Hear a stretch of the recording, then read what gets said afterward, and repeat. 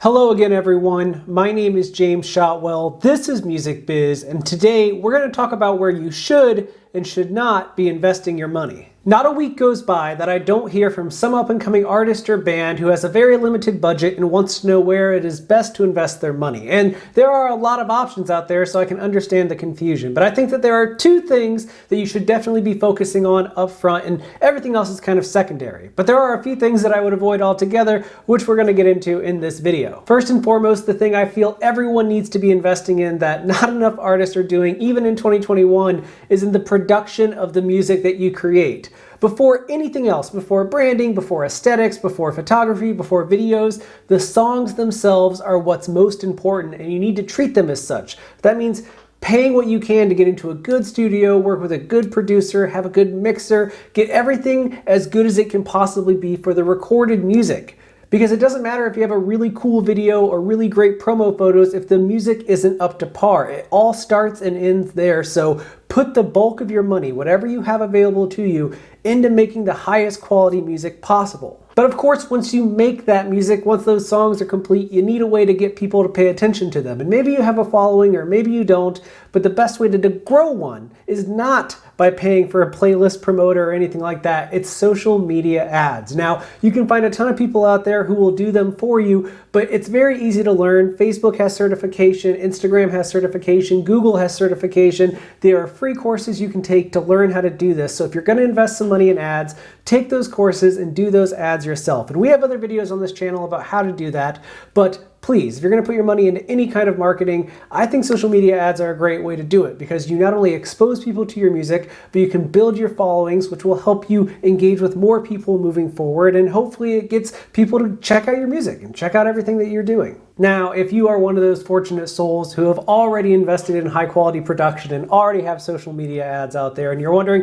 what you should do with all that other money you have laying around, then maybe you should consider something like influencer marketing, which is still kind of a new field for up-and-coming artists, but thanks to TikTok and some of these creator-driven platforms, there are some pretty inventive ways that people are getting their music out there. If you have a song that is capable of being danced to, for example, you can pay an influencer who has a pretty sizable following to introduce a new dance based on your song. Or maybe you can connect with a YouTuber who will use your music in one of their clips, or maybe somebody on Twitch that can play your song while they're gaming next time. Any of those paths, they're relatively new and they're doing a lot for the right artists. Now, of course, you have to know if that's right for you. I mean, if you're a heavy metal band, hiring a TikTok influencer to dance to your song might not be the best comparison. And the same goes for somebody that makes sad folk songs teaming up with somebody who streams on Twitch.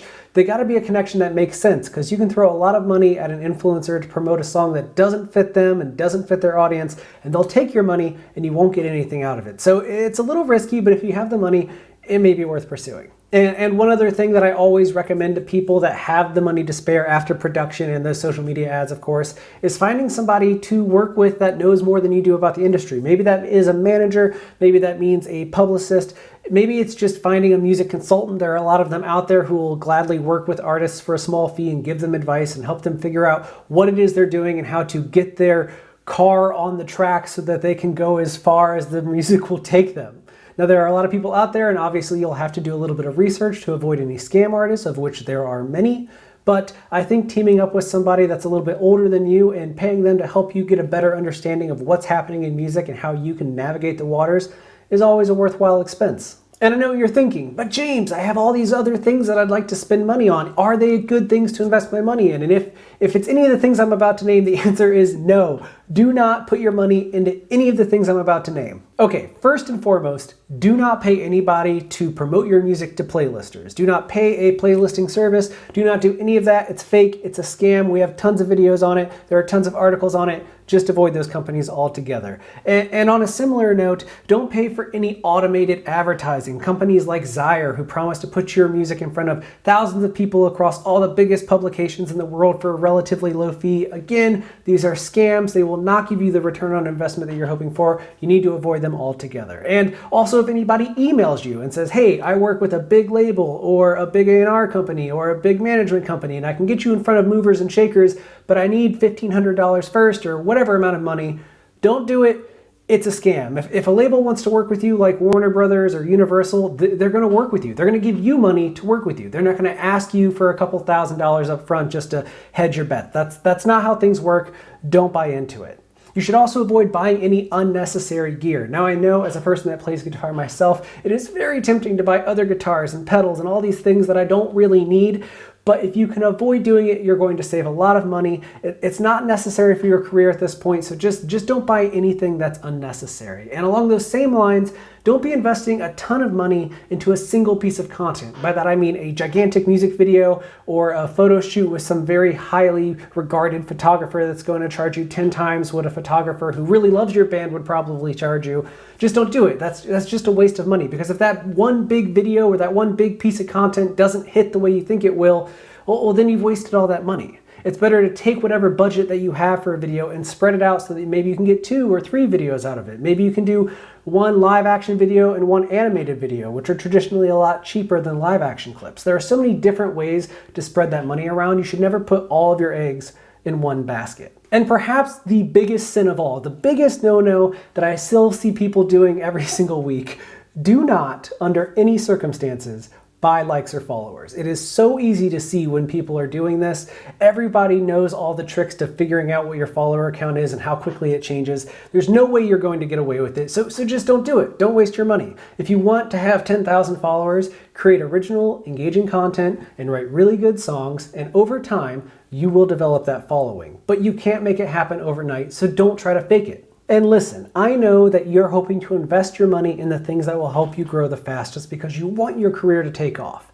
But as I just said, it cannot happen overnight. Like, it literally is impossible for 99.999% of artists to put out a song and just blow up overnight. That's not how it happens. It's a long process. So as an artist just starting out, it's best to invest in the things that have the longest shelf life. That's why production is such a big part of that, because these songs are going to last as long as you're out there promoting music. And even when you stop touring and stop actively releasing music, those songs may still be on Spotify and all those services, which is why you want to have them be as good as they can possibly be. And as for the advertisements, well, that's just marketing. There's always an expense there. If you want to grow faster, you need to spend a little bit of money. That's just the way the world works.